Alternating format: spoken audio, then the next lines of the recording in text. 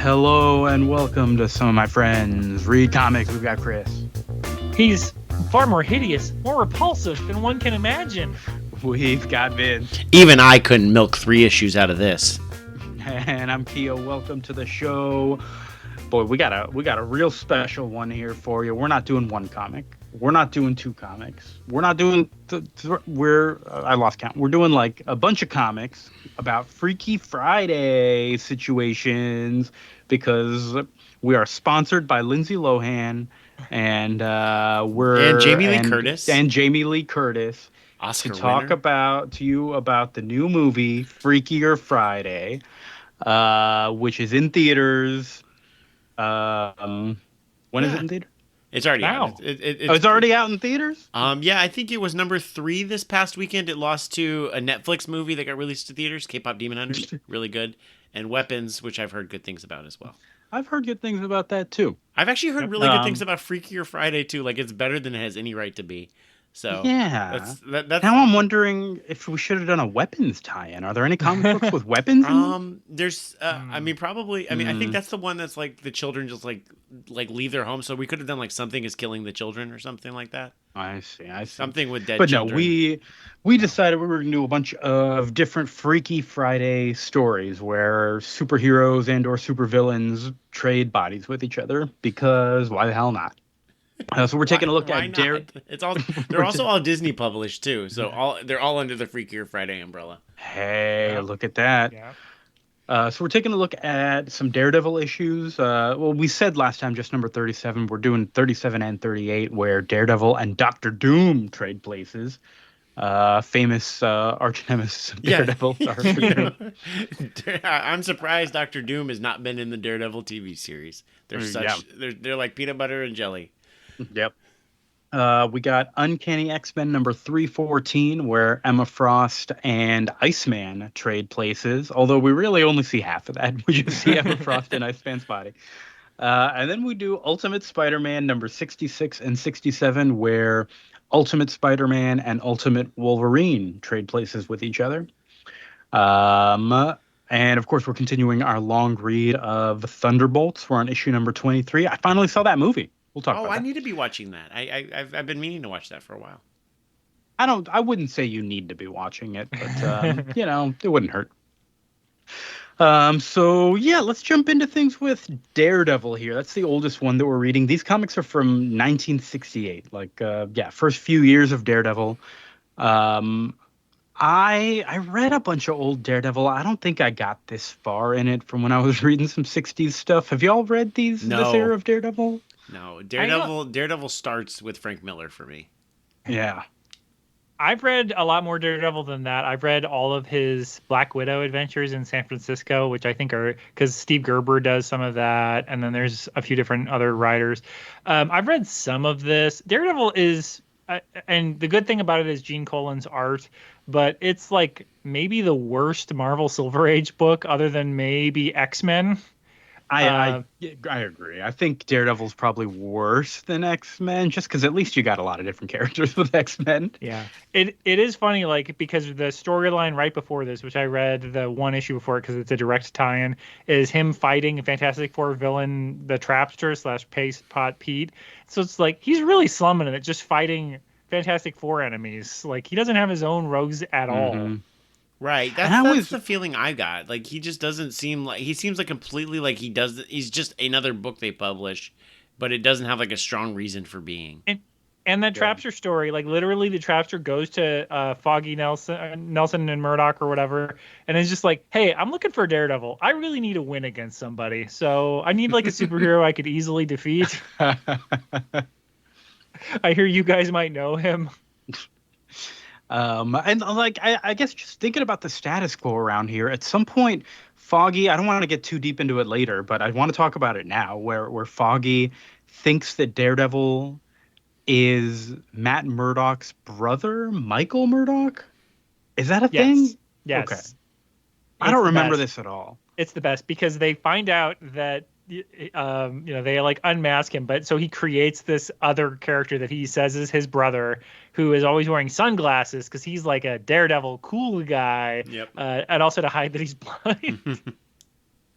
And so that's how he gets around it. So then they for like a few years they think Daredevil is Matt's brother, Mike. Yeah, Mike is like a cool guy from Hollywood or California too, I think.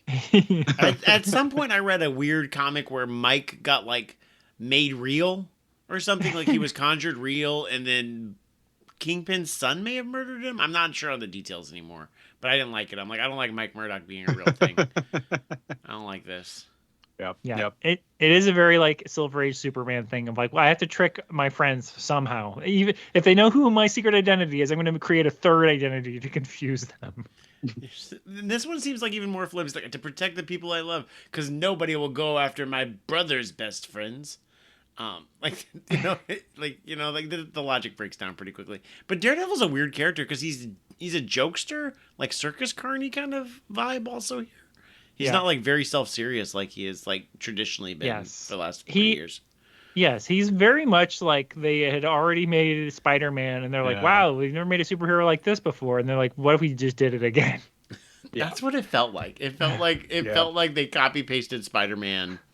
Like this would be like when Spider-Man has all those like 2099 in the present day books, or when Kane had his own book or a Scarlet Spider book. Like that's what this feels like to me. And he doesn't have he's just got like Spider-Man cast-off villains. Aranya. Yeah. Yes, but it's interesting because, like I said, so Stan Lee wrote this, and Gene Colan, most Stan Lee books that we've covered, we say Stan Lee like co-wrote or whatever, but it's like really he's just putting the dialogue in there, and he's forgetting Spider-Man's name, calling him, what did he call him? I know he calls him Superman once. That's right. He did call him but Superman. He gets book. Peter Parker wrong. I remember that too. I don't remember what it was. We read it definitely in the Our Amazing Spider-Man first year. Yeah, we did the long read of that first year, and there's just some crazy moments in that series. But this is Stan plotting it himself basically, because I don't think Gene Colan came up with these stories, and it does feel very derivative. So it wouldn't surprise me. But the art's great, like from the jump. Yeah, Gene Colan's art looks like his Doctor Doom looks pretty awesome. Yeah. Mm-hmm. And I don't want to put too much of the blame on Daredevil just because I did read a lot of stuff from this age, and Stan Lee was just recycling ideas left and right. He'd just like kind of rotate a villain through all his different books, rotate a type of villain through his different books, whatever. And I do feel like Daredevil kind of got the short end of the stick with not getting a lot of unique stuff invented for him and just kind of reusing all the other stuff. But and Doom does it here too. It's like the funniest thing that always happens to Daredevil is that like he has villains with like hypnotizing powers, or like a power that you have to like look at something and it does something, and he's like, the joke's on them, I'm blind. And you're just like, boy, that happens a lot. I feel like Spider-Man isn't being like, look at me, Spider-Man. This only happens to Daredevil. It's a unique group of villains whose powers don't work on the hero. That's usually not how it works, right? Yeah. Mm-hmm. No, and I wouldn't diss Daredevil too much, but it just feels like it's like modern Marvel comics where they have like a couple like lower books, and they're like, look, we're not going to waste any good villains on these books. Like that's just how it's going to be. Yeah. So. But yeah, let's jump into it. Like I said in the last issue, he had just finished fighting the Trapster, and immediately Dr. Doom jumps in. He's been watching. Daredevil's at his weakest from dealing with the Trapster, and Dr. Doom's beating him up. There's a crowd of onlookers. That's where your quote came from, Chris. Which I thought this scene was just so funny. There was so much focus on these onlookers trying to help Daredevil. And it feels like something that just is not out of a real comic book. You know what I mean? It's just it weird. is like Spider-Man 2. They're like, you mess with Daredevil, you mess with New York. But Dr. Doom puts up a glass wall, maybe made out of plastic. The more citizens than glass. are thinking it's more than glass. Who knows? But Daredevil's able to beat up. Dr. Doom beats up Daredevil, throws him in the back of a limo or back of a town car of some sort. I don't know. And they get driving. Well, he's got diplomatic immunity, so I guess it's like a UN vehicle.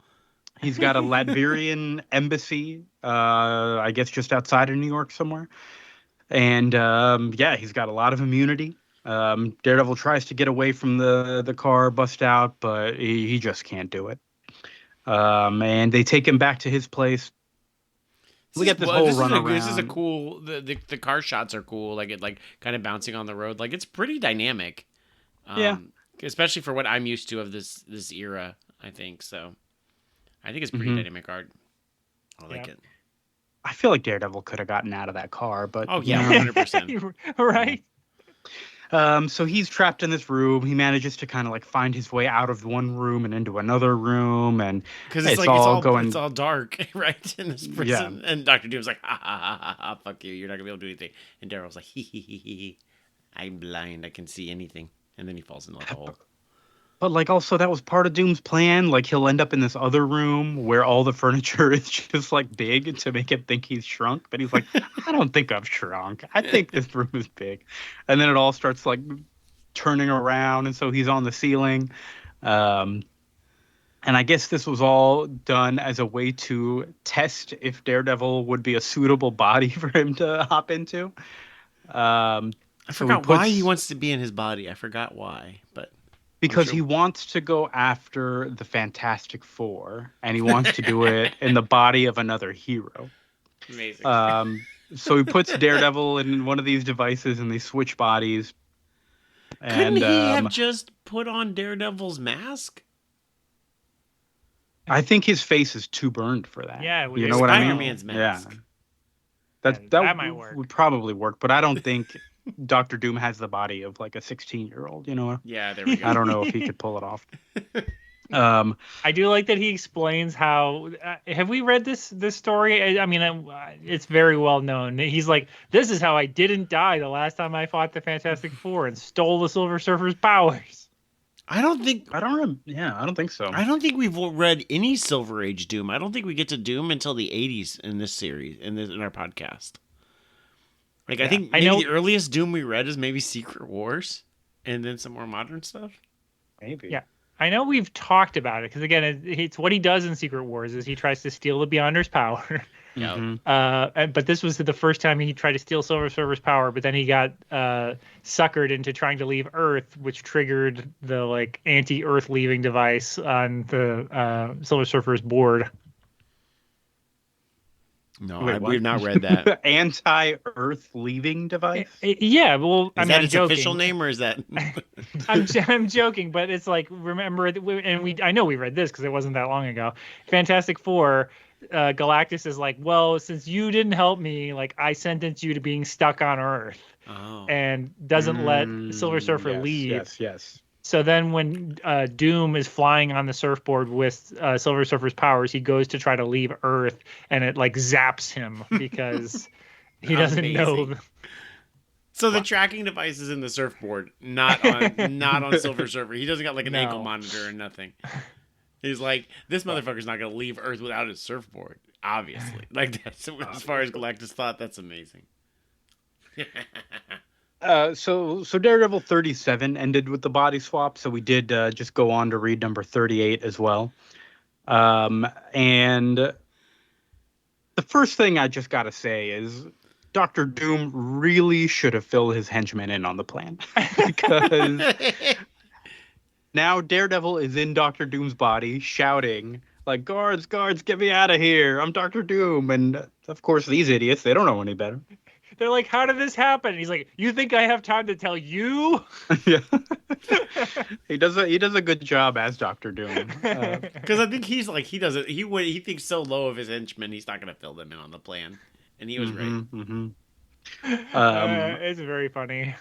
And he does have a few moments like kind of going through everything and being like, oh, like I can see. It's so weird to like see things with my eyes instead of sensing it. Yep. So that's our first like actual like body swap trope or something, is like, wow, it's different being this person.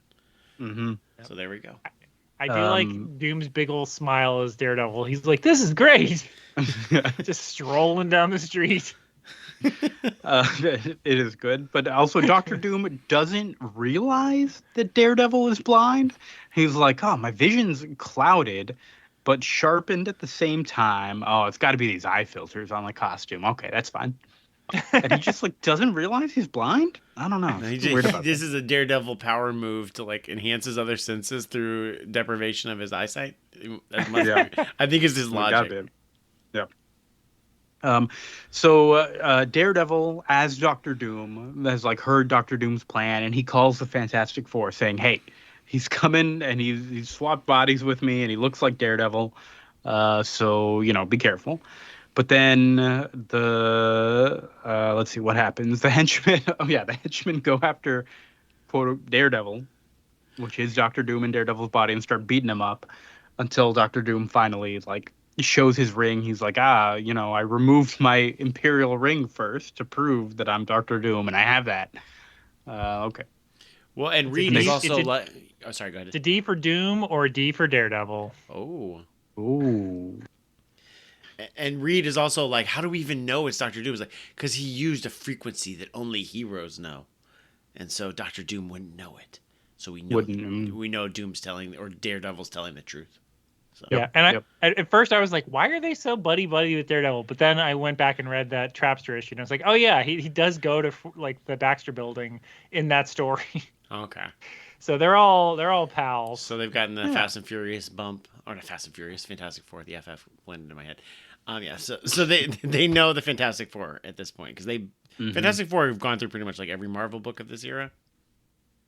Yeah, I think so. Yeah. So there's some fighting on the street as the henchmen come up on Daredevil in Doctor Doom's body, and they're beating him up until some cops come by, and they're like, "Wait a minute, this is Doctor Doom. He is like head of state of Latveria. These random thugs are not allowed to beat him up. We got to make sure this guy stays safe." So the cops protect Doctor Doom. So like really Doctor Doom could also just be walking down the street like as Doctor Doom, and he'd be fine too. He can't get in the Baxter Building though. No. That's the whole plan. Yeah. I do like when the cop's like, "We'll take you back to the Latvian embassy," and he's like, "That won't be necessary." And he's like, "What? But you can't just walk around." He's like, "This interview is over. Stand aside." Yeah, I'm out of here. We get a scene with Foggy Nelson and his potential girlfriend there, and Karen is in the office. And Foggy sees Daredevil talking to his girlfriend down on the street, and Daredevil's kind of rude to her. And Foggy's like, "That doesn't sound right. They've met before. Something's off." What is this editor's note? If you don't remember our famous issues number 10 and 12, 10 and 11, it'll shake our faith in Daredevildom. Sentimental Stan. He wants you to read them. The case of the organizer. Yeah. It's an important one. You got to read that one.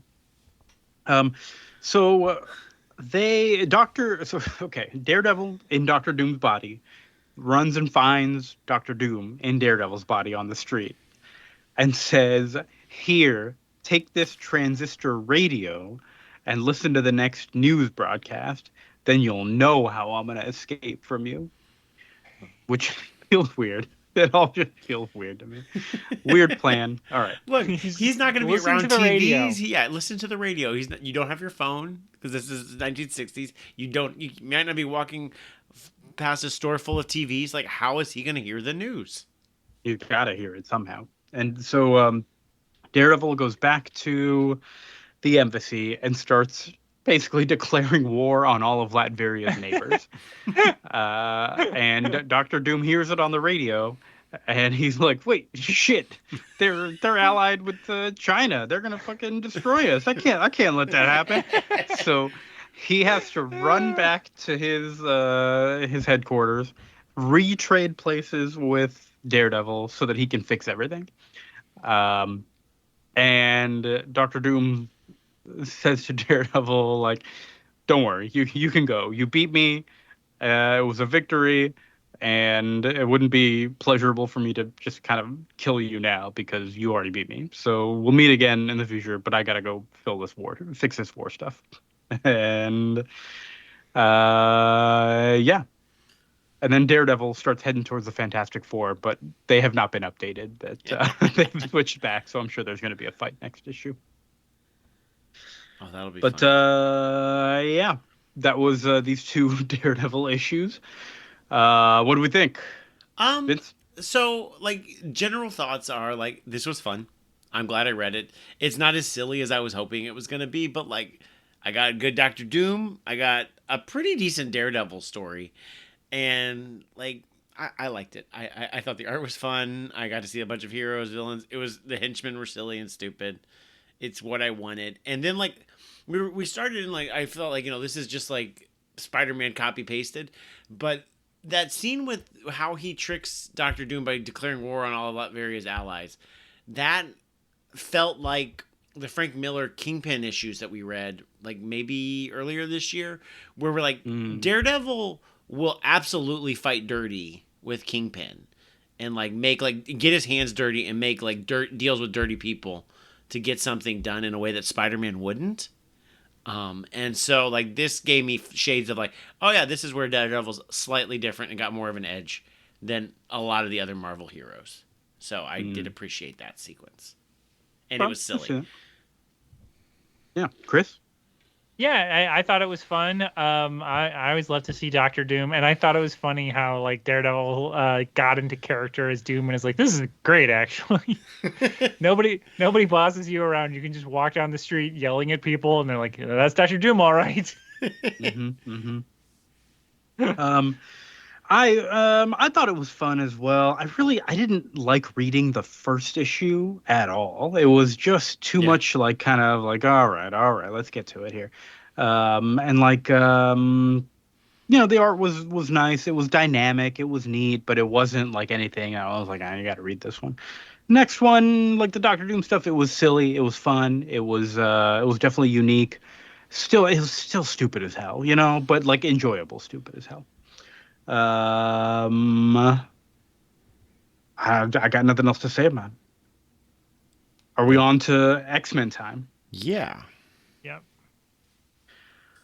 This one's less silly. This one's a lot more serious, actually. I didn't expect this to be as serious. So what's the status quo here? Emma Frost, I guess, has been missing for a while in the comics. Is that right? Been in a coma.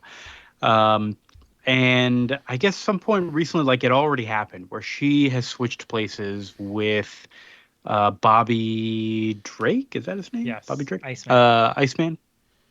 And she's like kind of escaped, and so they're like the rest of the X-Men are basically looking for her. We don't see Bobby Drake in these issues at all, but are there any issues where he is in Emma Frost's body? Is that a thing? I don't know. I don't know. We should have seen it. We should have seen it. They should have had it. This is not like the body swap Freaky Friday and all those other movies type concept. This is just somebody in somebody else's body. And they're gonna learn something about themselves, which is, I guess, part of the trope. But like we don't see Bobby being like, "Oh my god, I'm in this weird body." We don't. I have boobs. Yeah. Whoa. Yeah, he never feels himself up. That's a classic trope. That's a classic one. Yeah.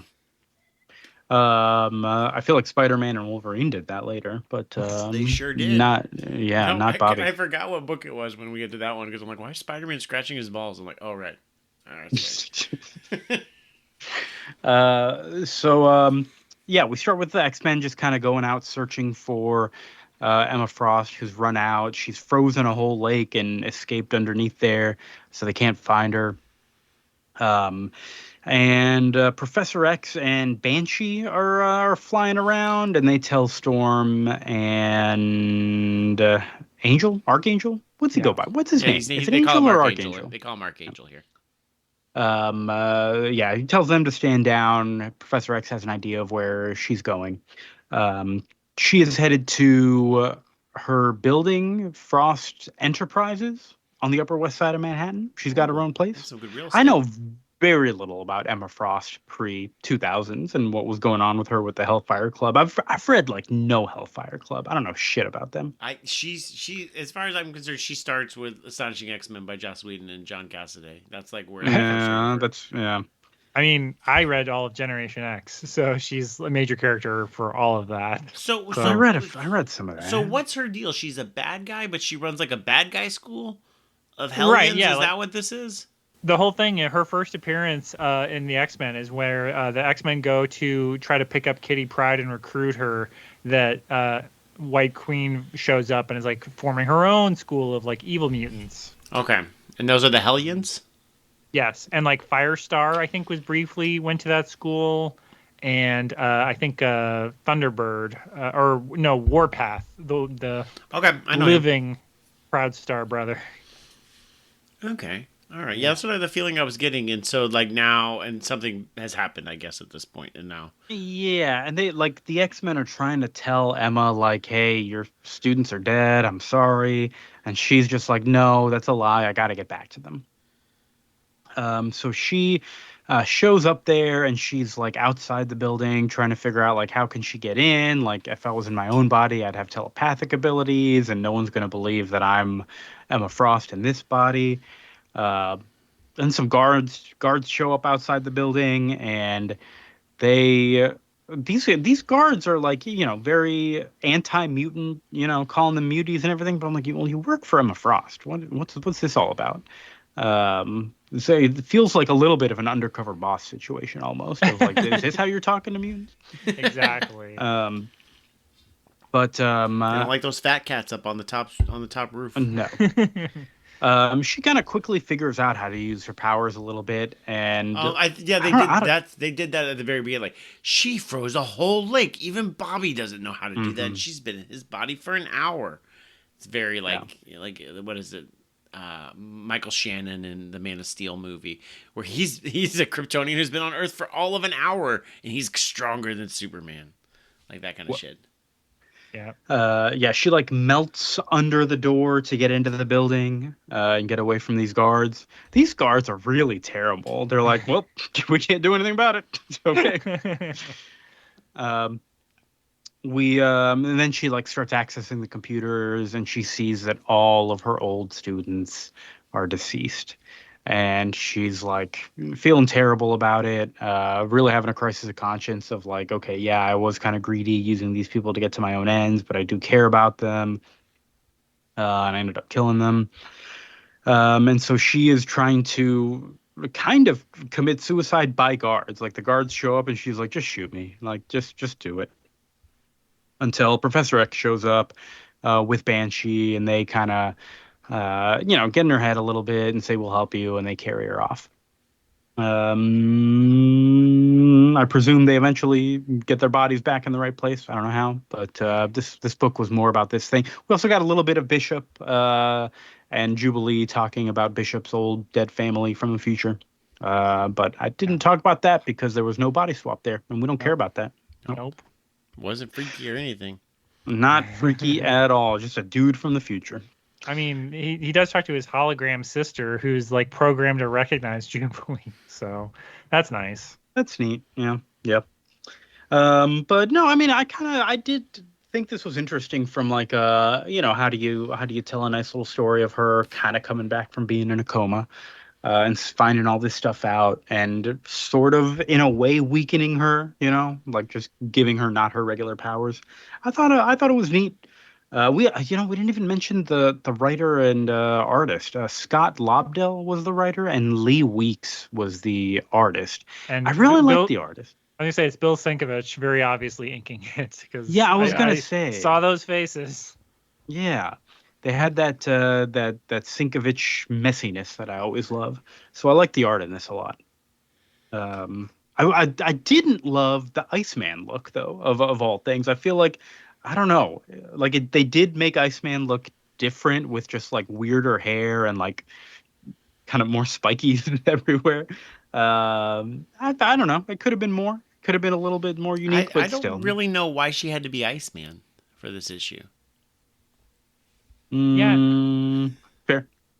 I don't know. I thought it was interesting though, and it is kind of like it doesn't really make sense why. I guess because Iceman can control what he looks like in ice form, but you're like, why do they look different? It is kind of an interesting kind of idea.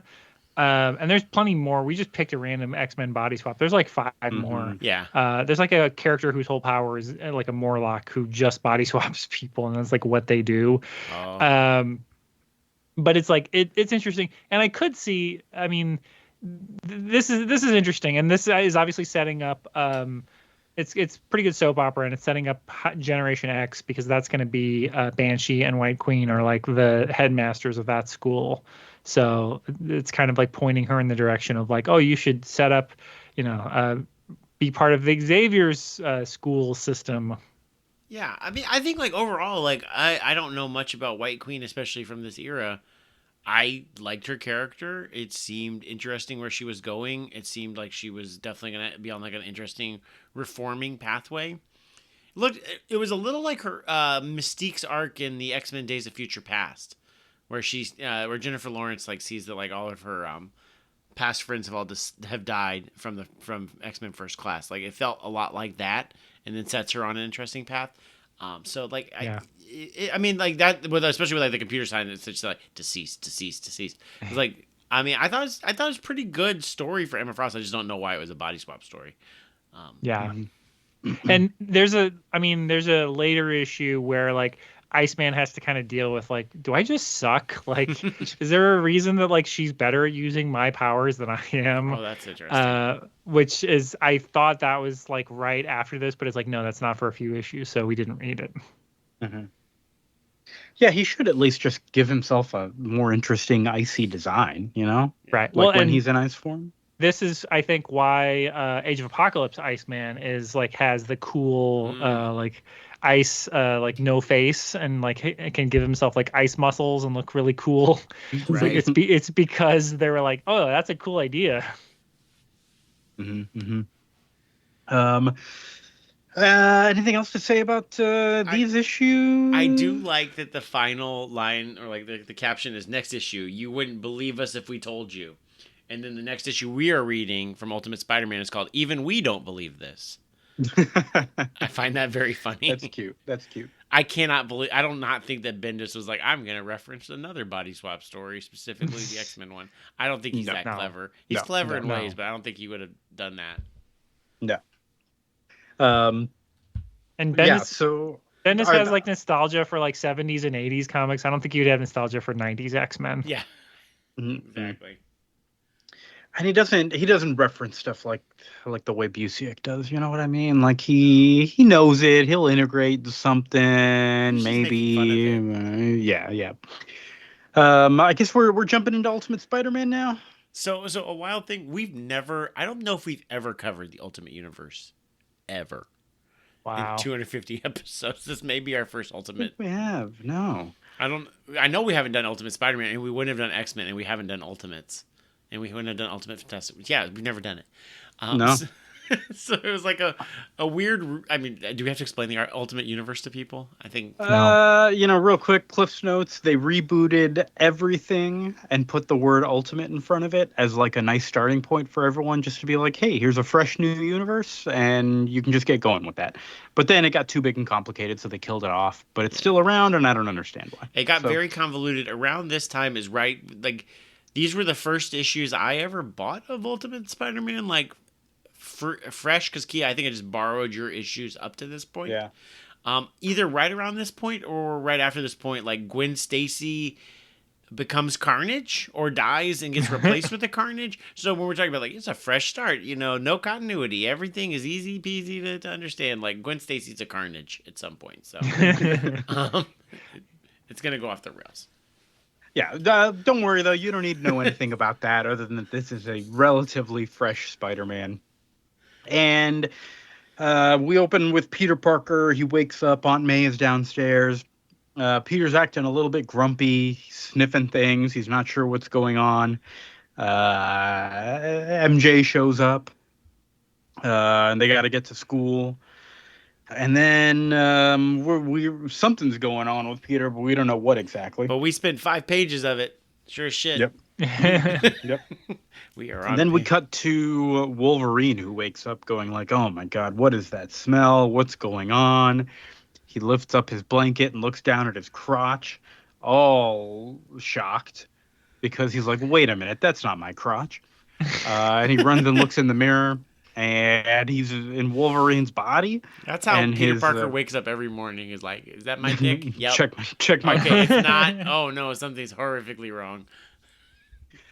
He accident. Like snickets his claws out of his hand and accidentally stabs his other arm, which is cute. Yeah, It's funny. that was funny. And so we've got a body swap situation. We got Wolverine and Spider-Man in each other's bodies. Peter is talking to MJ. I don't know. I feel like all this would be easier if someone said something like, "I'm not Peter. I'm in his body." You know, I don't know. Especially because MJ knows that he's Spider-Man. Yeah. Peter, so Peter. Does Wolverine know that?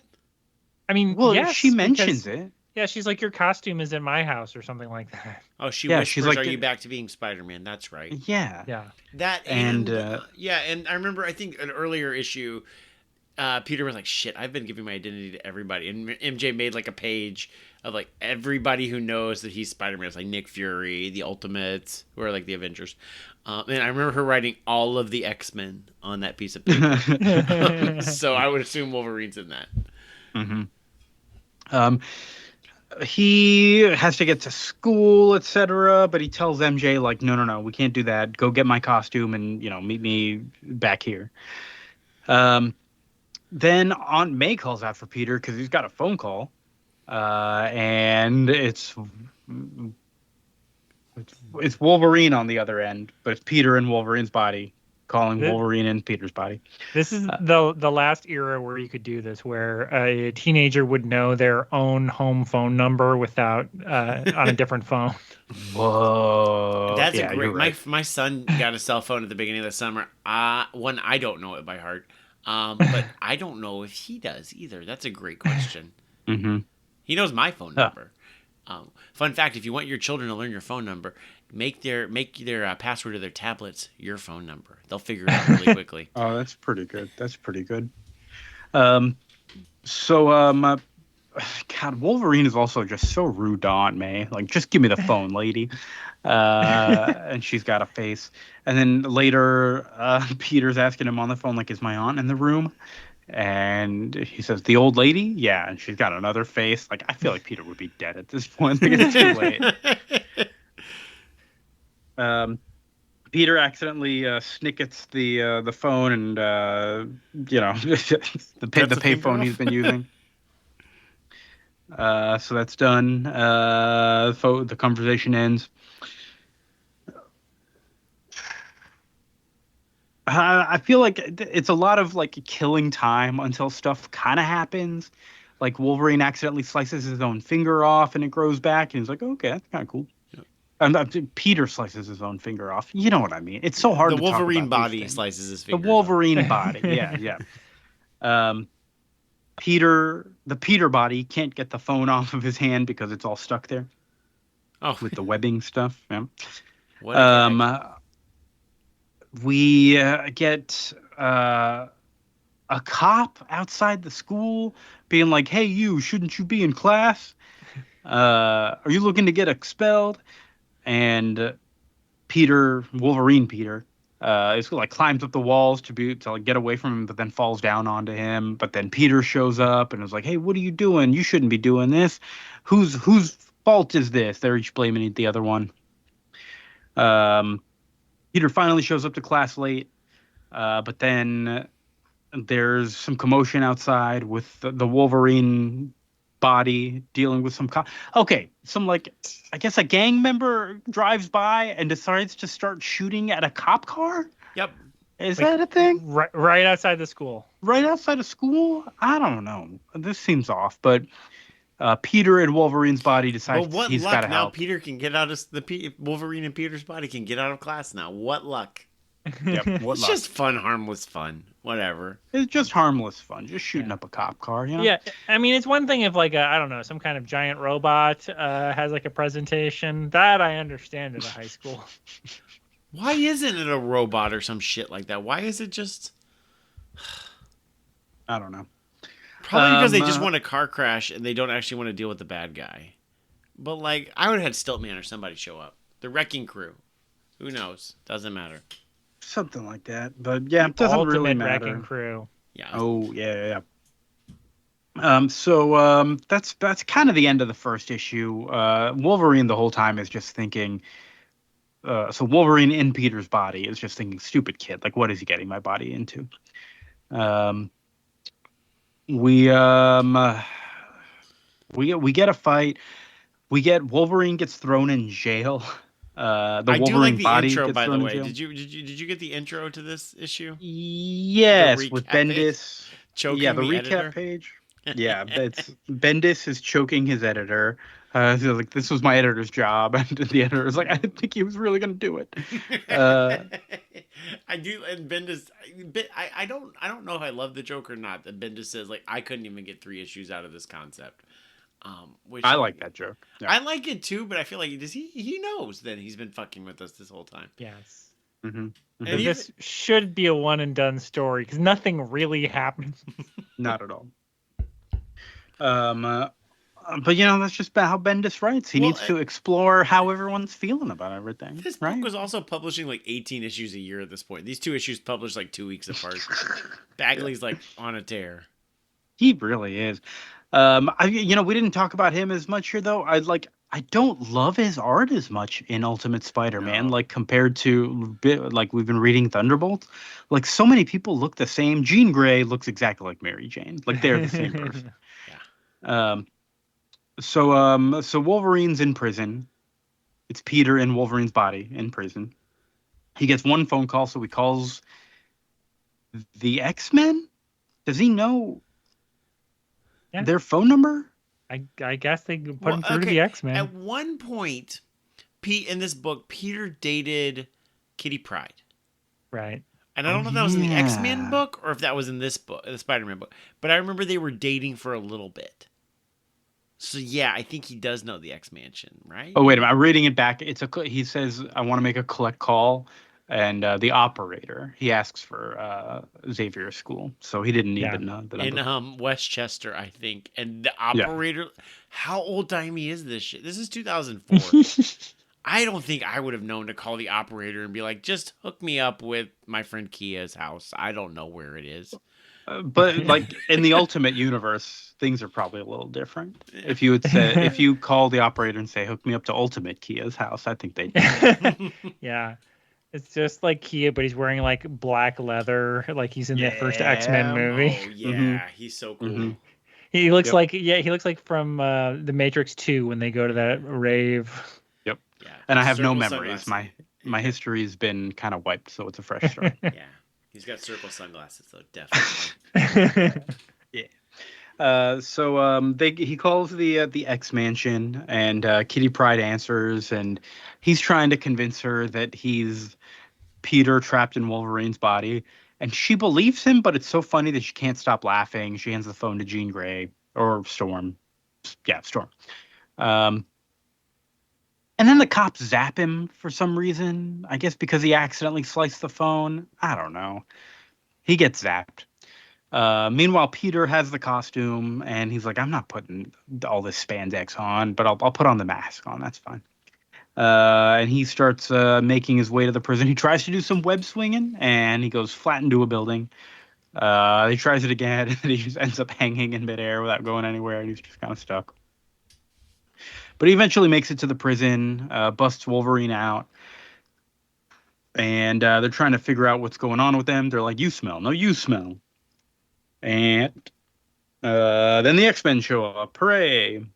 And we find out that Jean Grey was behind all of this.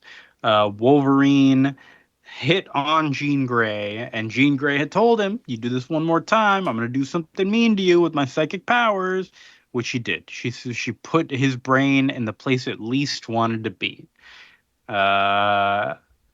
Which I don't know if Spider-Man's body is where his brain would have gone, but it is. And she's sorry that Spider-Man got involved in all this, but she fixes it, switches them back, and then that's it. Yeah, and then he goes back to Mary Jane, and Mary Jane's like, hey, that thing you tried to do with me this morning, can we not do that till we're older? And Peter's like, what? Wolverine tried to fuck my girlfriend? He's like 200 What? years old. She's 15. Gross. Yeah. That's pretty gross. I just was trying to track down when Peter did date Kitty Pryde. It was like 20 issues earlier. And then I went a little farther. Ultimate Peter also dated Ultimate Black Cat. And when she unmasked him, she found out she was 15 years old. She vomited. She was so disgusted with herself. Yes. She's like, this is no good. This is real bad. What? I'm a criminal, but this is a bad look. Yeah, it is a funny twist on the regular series of her being like, "No, keep your mask on," to be like, "No, actually, this is did I commit an accidental crime?" Yep. But that's it for these issues here. I'm sure I skipped a fair bit. I barely took any notes. Every time there's like a 2-page spread, you could just be like, "This is gonna be dialogue and isn't gonna move the needle." It's nothing. None of it's gonna matter. Then these whole 2 issues, they just did not matter. I remember thinking this was so funny in 2004, and now I'm just like, yeesh. Like, it's not like that. It's like, I mean, there are some problematic elements to it, but most of it, it's not like bad though. Yeah, I'm just like, I don't care. I don't care about any of this. I really cared about Ultimate Spider-Man, although I think it was spinning its wheels at this point. Yeah. Like I don't think it was. I think this was kind of like a down period for the book after I think its first few years were a lot stronger. Right. Which is the Ultimate Universe in a nutshell. Yeah. And like they were quick reads, and like in terms of like, it's weird because I think overall I like these comics the least, but they're like in a weird way the most enjoyable to read, just because like they just kind of flow and they're quick, and I don't know, there's something not old timey about the old one. I've said this about like Spider-Man in general, but especially this Ultimate Spider-Man. It is such a beach read that you could read this like half drunk on the beach and just have a pleasant time plowing through 20 issues of Spider-Man, and you have a great day. You're right. It is a beach read. That's how we'll call it. I feel like Chris is going to disagree, though. Chris, how much did you hate this? I mean, I didn't hate it. It's just like it's fine. It wasn't. I mean, like I said, I was surprised how much I liked the Stan Lee story, because I was like, this is actually clever. Like I got to give it to Stan. This was not a clever ending. It was just like, we're pulling the plug on this. We're done. It didn't really make any sense. But there were funny moments, like Wolverine trying to web swing and he couldn't figure it out. I enjoyed that. I enjoyed, Peter being like, you need like a full body wash. Whatever you're doing just isn't enough. Like, you're so hairy. Yeah, that one hit close to home for me.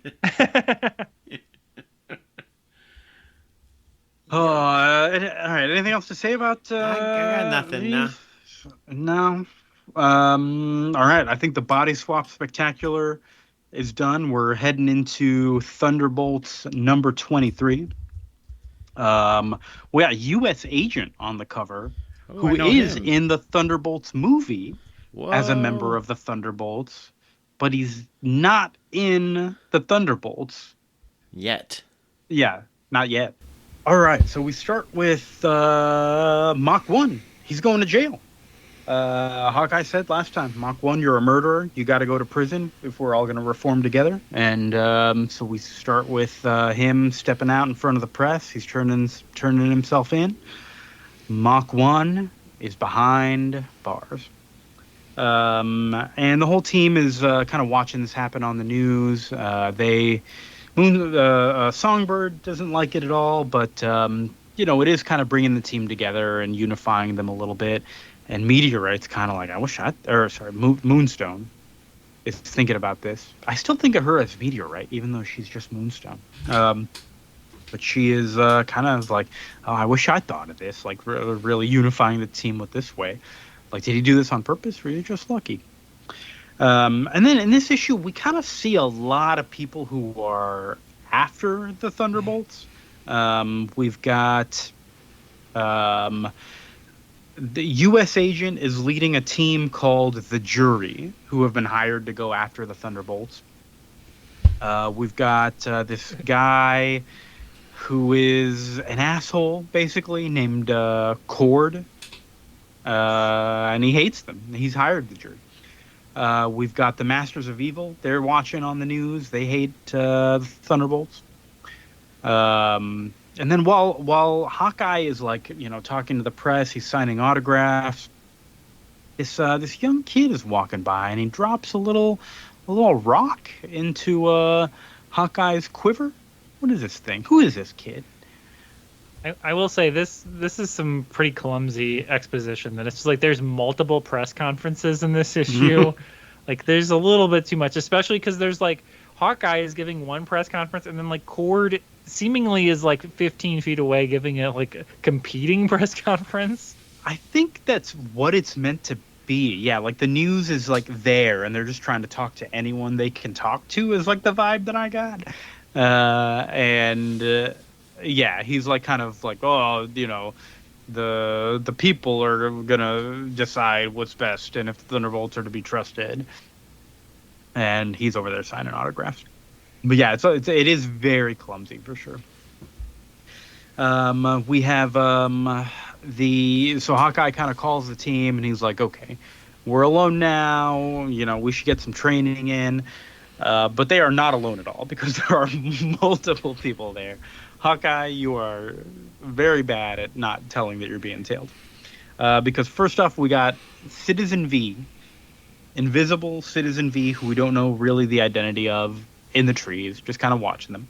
Except we know that it's a lady now. We know it's a lady, yep. Mm-hmm. We've got Cyclone, the French guy from the Masters of Evil. He is watching the Thunderbolts, trying to track them down. We've got this young kid who put a little rock in Hawkeye's quiver. Oh, shit. It's the Rock Kid.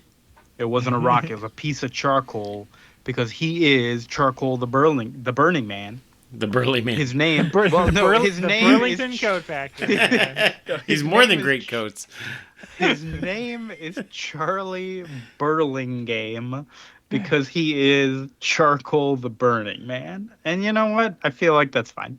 Leave it to Busiek to bring back this contractual obligation to put a wizard-created character in one issue and then use him again? Like, I would have just been like, fine, we're done. I gave you my time, and I'll never see this character again. Yeah, I mean, I think, not to spoil it, because I don't know how much farther we're going to read, but he stays with the team for a little while, but then someone at Marvel is like, do we own this character? Like, can we make an action figure of this? I don't think, and I think we learned that they can't. And if the answer is no or maybe, like, maybe let's get rid of it right now. Yep. Not spending any lawyer time on this shit. But part of me wonders if using him more was also like an editorial thing. Like, hey, we need you to invent like more stuff that we own with regards to this character. Yeah. So just like put him back. Like I could see that as a possibility, but I don't know. I think what we looked up is that Wizard didn't write in that Marvel will own the rights to anything you submit.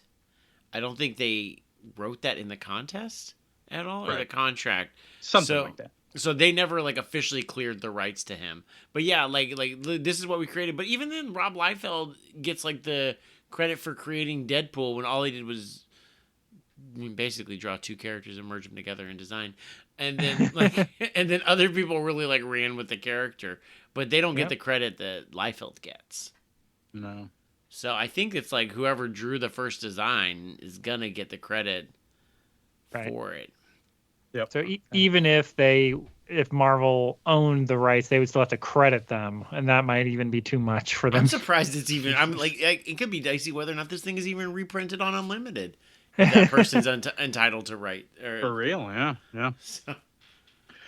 But anyways, Charcoal says he wants to join the team, and he's like, "No, you didn't meet me like this before. You met me like this. Let me show you." And the rest of the team. It's like, oh my God, he's still after us. Let's fight him. They start fighting. Hawkeye eventually shuts everybody up and it was like, all right, we should probably talk this out. But they don't get a chance to talk it out because U.S. Agent and the jury show up. I did not write down any names of any of the other members of the jury except for Sentry. There's a member of this team called Sentry which is really fucking. Sentry's in the Thunderbolts movie also. Wow. So I would almost. So all right. I watched the Thunderbolts movie this past weekend. Honestly, it's a Sentry movie starring some people calling themselves the Thunderbolts. It is bizarre how few characters from the Thunderbolts are in this movie. They kind of get to a place where I'm like, all right, you kind of got sort of to the point of the Thunderbolts a little bit, but it's not my Thunderbolts, you know? Still a fine movie, but I had a hard time with The it. main thing I want to watch that movie for, and I know it won't even pay off, is that my girl Geraldine Viswanathan is playing Mel, aka Songbird, in it somewhere. No, don't even. No, she's just a kid. She's just Julia Louis-Dreyfus's aide, and that's all she ever is. And that's for the probably whole all she'll thing. ever be. Like they're not gonna. And they're not gonna make her- so you had mentioned this to me that there's a character named Mel, and so the whole movie I'm like, oh, okay, cool. I can't wait for this moment I where know. she's gonna become a thing. She's And I'm not like, gonna become a thing. fucking She won't Vince get a lied to Disney me. Plus series. I know. Not even in the post-credit scene, and not even in the post-credit scene, Vince. She God doesn't damn. even scream at anybody once. Nope. That's As disappointing. as an Easter egg. Yeah, the jury though, they were created by Mark Bagley. Speaking of getting a design credit if you draw them, Hey. they first appeared in Venom: Lethal Protector, which I is think we read that. Did we read that? Did we? Venom Lethal. If we read the first Venom miniseries. If that's I think Venom it Lethal, is. They do Yeah. look like Venom characters. They do. I can Yeah. see that. Friend of the show, the jury. Yeah, and there's a character on the jury named the Sentry, who is not the Sentry from the new movies. And he kind of was their leader, but now they're like, no, U.S. agent is their leader. Yeah. We brought him in. He's the leader, and everyone hates him. Mm-hmm. Yeah, he's kind of an asshole. He's kind of an asshole in the movie too. Honestly, I'm okay with that. Well, yeah, I mean that is the U.S. agent character. Is he's an Yeah, asshole. yeah. They did a good job with that casting. Mm-hmm. I like Ryan so Russell. we- He's good. So we've got a big old team versus team fight sequence here. Hawkeye's leading the team pretty well. They're able to take down the jury fairly easily. And U.S. Agent is like, no, I'm gonna step back and take care of my team. And the rest of the team is like, oh, he does care about us. Okay. Very much cool. Very Well, I do like that Hawkeye. He doesn't call him a fascist, but he says he is working for fascists. And he's like, I wish I could say I was surprised by this, but I'm not. Yep. Their whole cabin gets wrecked, which I thought this was a cabin that like Songbird had or something, but Hawkeye, maybe they've already moved to a different cabin and I didn't realize because Hawkeye's like, oh my God, this whole place is wrecked. We're gonna have to find a new place. And it was compromised anyways, but like still, it was on my visa. Which, again, like maybe don't put it on your credit card if you don't want to be found. You know, like I feel like they're gonna track that. This is probably in the era where they did that big like print the imprinting thing with the credit cards too. That like thing, they didn't probably run it through any like a digital thing. So there's probably Oh, I see. They make a little copy of it. Yeah, do you remember that? This is like 1997. Yeah. And probably definitely like a cabin in Colorado is probably not hooked up to the internet. And when you check into it, yeah. But he's got to pay for. Hawkeye's a responsible guy. He has to put a credit card on file for damages. In case his team gets a little wild. Yep. Cyclone's been watching the whole fight, and he's like, Thunderbolts, they're going to have to move. I'm going to have to track them again. Are they the luckiest heroes in the world, or the unluckiest? That was a terrible I cannot say. I cannot say. And then we get the rest of the Masters of Evil are kind of watching the news about this, and like, not a good day for the Thunderbolts. Like, they had some good press after this, the surrendering of the Mach 1, but then they fled from the jury, which was some bad press. I don't know why that would be bad press, that like a random nobody hired these people to catch them and they didn't. But okay. Maybe they think does the world think the jury is good guys? Or like in like a Fox News kind of world where they're like, we love the jury. They're so cool. Yeah, anyone they get hired to go after has to be bad. Right. something like that. But then Hawkeye's on the news saying that they are going to go after the Crimson Cowl and the Masters of Evil and bring them down or die trying. And the rest of the team is surprised to hear that, and the Crimson Cowl is surprised as well. We're going to what? We're gonna what? They're gonna what? All right. Next time, the Masters of Evil, Citizen V, and more take on Charcoal as the Thunderbolts start playing offense.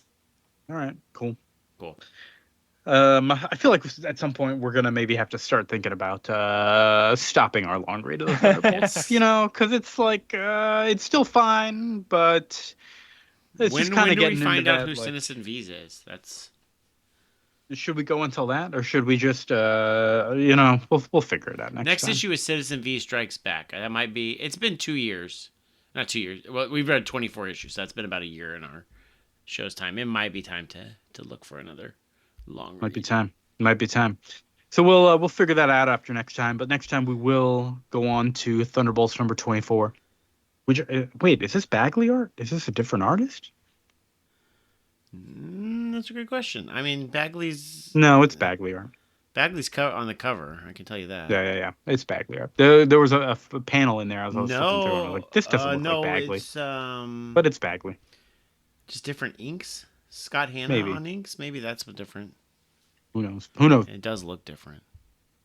And then what's our main read next time? Oh, we're going to take a look at some X Factor. We've never read X Factor, but probably one of the more famous authors of X Factor was Peter David, who kind of took the team in a different direction. He passed away fairly recently. When did he pass away? Over the summer. Yeah. Creator of and Spider-Man 2099. That Incredible Hulk where he fought the evil Future Hulk. The Magnus, something like that. I don't remember. The Maestro. The Maestro. There we Maestro. go. Yeah. Big Hulk writer, big Spider-Man 2099 writer, and also X Factor. Yeah. And I've read some of his, I was going to say more recent X Factor, but that's not true at all. It's just kind of one of the 2000s reboots. Yeah. But we're going to take a look at his original run on X Factor. I think he took over the series with issue number 70, but that was kind of like an epilogue issue. So we're looking at issues 71 through 75 and issue number 87. We're skipping forward for that one because that's apparently a good one. Art by Larry Stroman for a lot of these, and then also on 87 it's art by Joe Quesada, who was editor-in-chief of Marvel for a while. So I think that's all going to be pretty interesting to take a look at, and I've always been a fan of Peter David's. We've read a fair bit. I know we read some Spider-Man 2099. We read that Hulk Maestro stuff. Have we read anything else? I always find his writing pleasant. Yeah. We read the Death of Jean DeWolf, where the Sin Eater. You're right. That's right. I forgot about that. No, I've always liked his vibe. I felt like he was one of the more old school writers in like the mid 2000s when like Bendis and Mark Millar were really kind of taking over comics. That I felt like he was like a classic writer that still had like a good like modern sense, like a Busiek. Or Paul Jenkins was doing a lot of good stuff at that time too, so and Mark Waid continues to do. So that's where I kind of put him in that bucket. And I actually really liked Chris. We talked about this is Spider-Man 2099 in 2014, where Miguel got trapped in the quote unquote modern day and was trying to stop Alchemax from being formed. It's actually a pretty decent little book. So. I looked through the issues. I'm like, this is not that much, but I do remember reading the X Factor in the mid 2000s, and everybody was like, "Dude, it's so different than his 90s run," but his 90s run was really cool. So I'm eager to check it out. I mean, you're right. Good vibes all the time from Peter David. I think everything that I've read of his. We'll get into that though. And of course, Thunderbolts number 24 next time. And we'll see if we're doing more after that. But I think that's it. What do we got to plug? Chris, what do you got going on with the Your Stupid Minds podcast? We just released last week an episode, Lawnmower Man 2 Beyond Cyberspace. which was a very fun, stupid movie to talk about. It stars Matt Frewer, Max Headroom himself, and a lot of mid-90s CGI and a lot of very confused ideas about what going to cyberspace might be. It's like you put on little headphones without the padding on your temple, and then you put on little sunglasses, and then you're like rocketing through your hover bikes through cyberspace. Yep, that's pretty much exactly how it is. What's the name of this movie? It's called Lawnmower Man 2 Beyond Cyberspace. Is Pierce Brosnan in that one? No, they have a Irish actor pretending to be an American scientist who they very clearly were like, well, we can't have Pierce Brosnan. So here's the inventor of this very important microchip. And he's just going to play a Pierce Brosnan type role, and that he is regrets being involved with the creation of this evil technology. Wow, this movie looks. I think I haven't listened to the episode yet, but I think your little write-up says something like, "Don't even bother until the last 11 minutes with this movie." It's pretty crazy. It also Nick did not remember, but I reminded him we previously, over a decade ago, covered the Generation X TV pilot, which had created an original villain that was kind of like the Shadow King, but it was played by Matt Frewer doing a Jim Carrey impression. Cool. I do like Matt Frewer. Max Headroom. That's fun. Wow. Oh, this is not based on a Stephen King. Is it?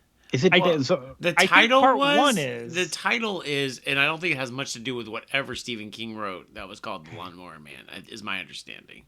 I'm looking at the original here, just the Wikipedia page, and it says that Stephen King successfully sued to have his name removed from the film. That sounds right. Which was originally titled Stephen King's The Lawnmower Man. Yeah.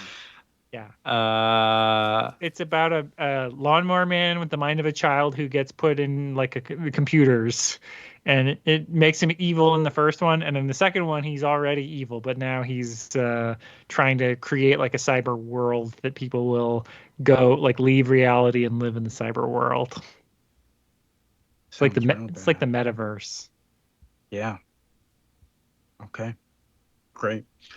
A graphic novel adaptation of the film was announced by Innovation Comics in 1992, but it was never published. Oh, that's too bad. Well, could have done that for the show. Damn. Yep.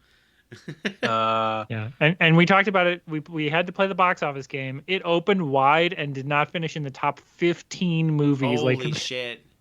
That wouldn't be possible today. There's not enough movies out in wide release. Some Indian movie is probably 15th right now because it's in 500 theaters. But there was just no one wanted to see this movie. Grant Morrison was asked to write treatments for Lawnmower Man 2 and Lawnmower Man 3, but none of that was actually used. So, well, I mean, Matt Frewer's design, they looked at pictures of Grant Morrison and they're like, this is what we want. We want a bald Canadian man to try to look like Grant Morrison. Great. Vince, what do you got going on? Anything to do with lawnmowers? Nothing. Well, no, it's been super dry here. Haven't been able to mow my lawn in a long time. We had flooding in July and then nothing since. So, but I do have an electric lawnmower, and it's got one of those Ryobi batteries, you put in the bottom of your electric drill. I swear by it. It's really cool. You can listen to podcasts like this one while mowing the lawn with an electric lawnmower. That's pretty cool. That's pretty good. Yeah. Kia, what you got? I've got nothing to plug. I've got one riding lawnmower out on my fire escape. And I bought a second lawnmower, and I don't know why. I don't got a lawn, but I got my fire escape clogged up with lawnmowers now. So nothing to plug on my end. I will say, check out that Thunderbolts movie. Not bad. Don't if you've been following our show, you're not going to recognize anything, and that's okay. But hey, U.S. Agent was in what we just covered. Yeah, and you're the still Sentry. Not going to recognize. No, wrong century. We never read this Century for our show. No, did we? that's Paul Jenkins, right? Yes. Yeah, I put that on the yeah. list. You don't. I don't think you need to. We Maybe. read the Inhumans, right? That was the other Paul Jenkins. That was Jay Lee on art. Yes. Was it also Paul Jenkins? It might Yes, have been. I think he was the writer of that Inhuman series. That sounds right. Did we cover that? I don't know. I think we did, but anyway. It's been 250 episodes. Happy 250th episode. We can't Woo. remember everything that's going on in every episode. What are we, crazy? What are you, crazy? We're human. We're like comics. We're on to the next one. We forget our Yeah. continuity. We call we call Spider-Man Superman. We can't be bothered. God, I'm We're excited just for like Kurt Stan Bu- Lee. We are just like Stan Lee. I'm excited for when Kurt Busiek does the reboot for our podcast. It kind of brings up all the old stuff that we forgot about. Or he like That'd integrates be it good. in. Like we have like a bit that we did like in episode 73 that he like brings back. Like that would be really cool. Mm-hmm. Yeah, one-off character. Yep. I think we're done though. Okay, well, if there isn't anything else, that was weird. Yeah. All right, well, Vince, I love you. I love you too. Chris, I love you. Wait, Chris? Wait. Where'd all my hair go? What's going on here? Wait. Chris, what's good? Wait a minute. Hold on. This. I'm not. Wait. How did I end up in Texas? What's going on here? What? I gotta get on the phone here. I gotta figure out what's going on. Call everyone. Call the president. Call the X-Men. That's true. Okay, That's true. Chris, don't be alarmed by the amount of body hair you're gonna have.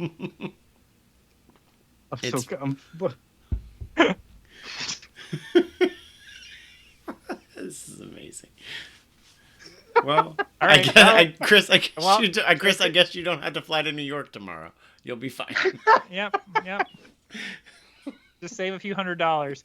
Well, listener, again, I'm Kia, and I love you. That's not Kia. We'll figure this out. This is freaky. This is kind of freaky. All right, y'all. Thank y'all so much. Y'all have a good night. Take care.